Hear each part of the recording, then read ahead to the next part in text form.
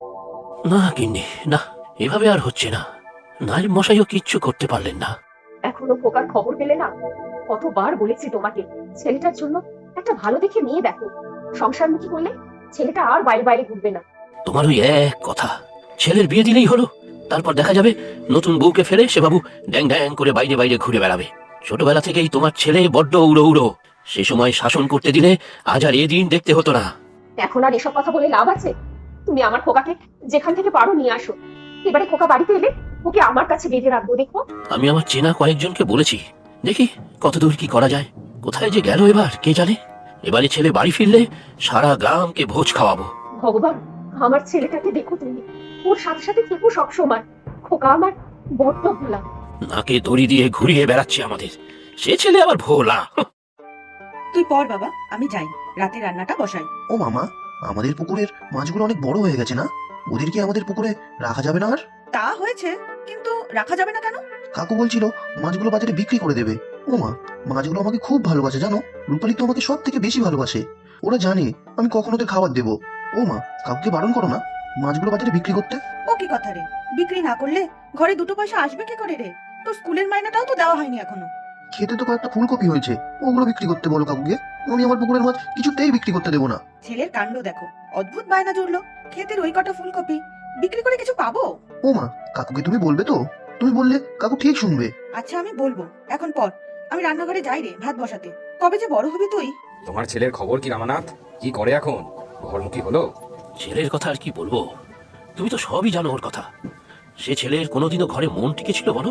ইচ্ছে মতো মাঝে মধ্যেই এদিক ওদিক চলে যায়। এইভাবে বাউন্ডুলে হয়ে থাকলে চলবে? তোমার অবর্তমানে সব তো ওর ওপরই দায়িত্ব থাকবে। ছেলেকে বোঝাও সময় থাকতে থাকতে, বুঝলে রামানাথ? সেই চিন্তায় চিন্তাই তো রক্তে আমার চিনির মাত্রা বেড়ে গেছে। গিন্নি তো সারাদিন কান্নাকাটি করে যায়, তবুও ছেলের আমার কোনো ভ্রুক্ষেপ নেই গো। সত্যি চিন্তার বিষয়। এবারে ছেলে এলে তো ঠিক করেই ফেলেছি, ছেলেকে আর কোথাও যেতে দেবো না। সব ব্যবসার ভার ওকে দিয়ে একেবারে বেঁধে রাখবো বাড়িতে। বাবু, ও বাবু।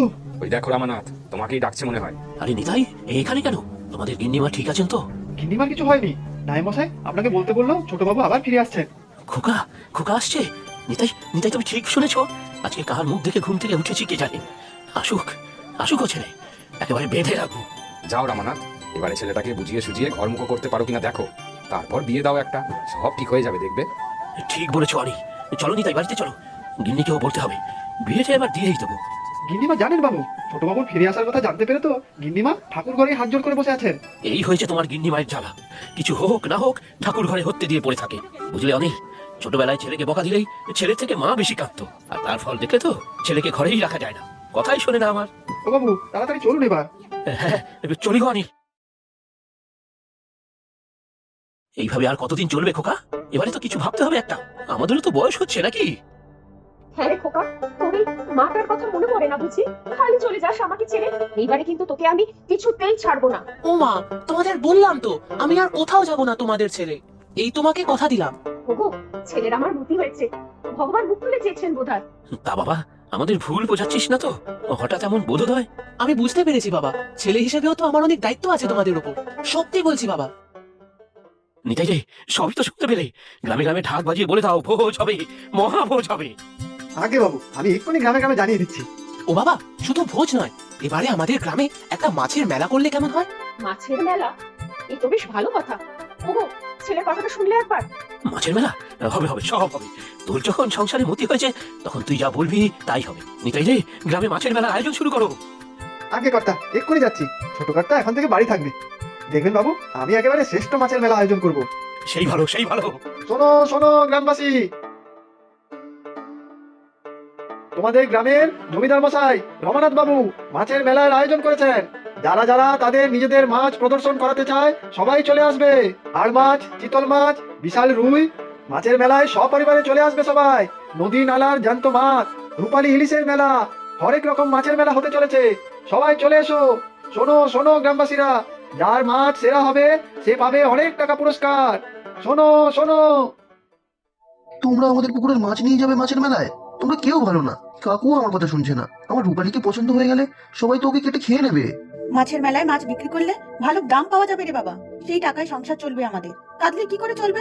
গরিবদের এইসব মায়া থাকলে চলবে না রে। তোমরা রূপালীকে বিক্রি করো না। রূপালী আমাকে কত ভালোবাসে। রূপালীকে কাটলে ওর তো অনেক কষ্ট হবে।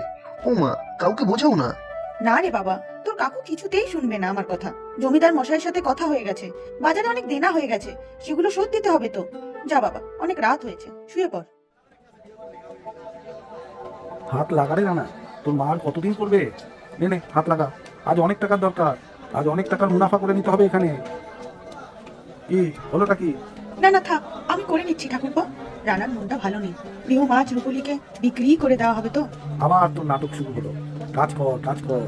গরিব মানুষের আবার সাউকার লাগ। বৌদি, ছোট থাকতেই ওকে সামলাও, না হলে দেখবে নিজের ঘরের জিনিসই সব উজাড় করে দিচ্ছে। আমি অনেক করে বুঝিয়েছি গো ওকে, ছোট তো তাই হয়তো কষ্ট হচ্ছে।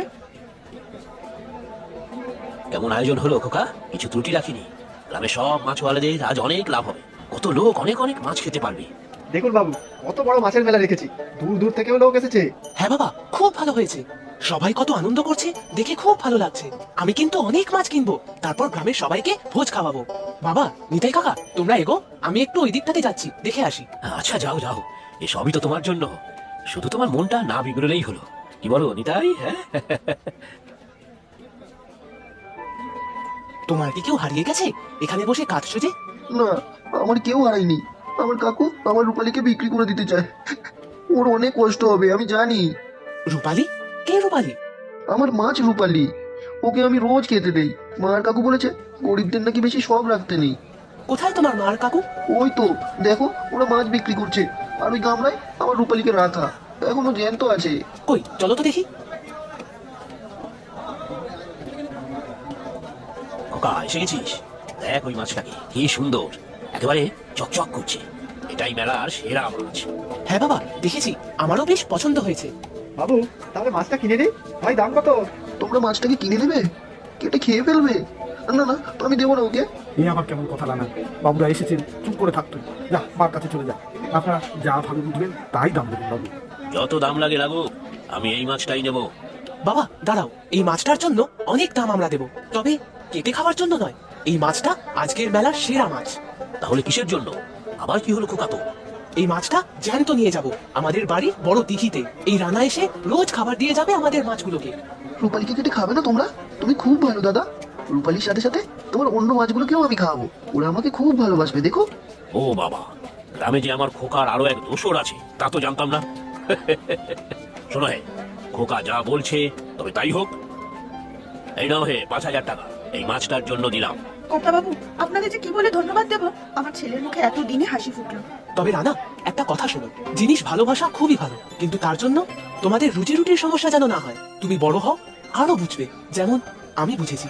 দেখলে নিতাই, সত্যিই আমার ছেলে আজ বড় হয়েছে, মানুষ হয়েছে।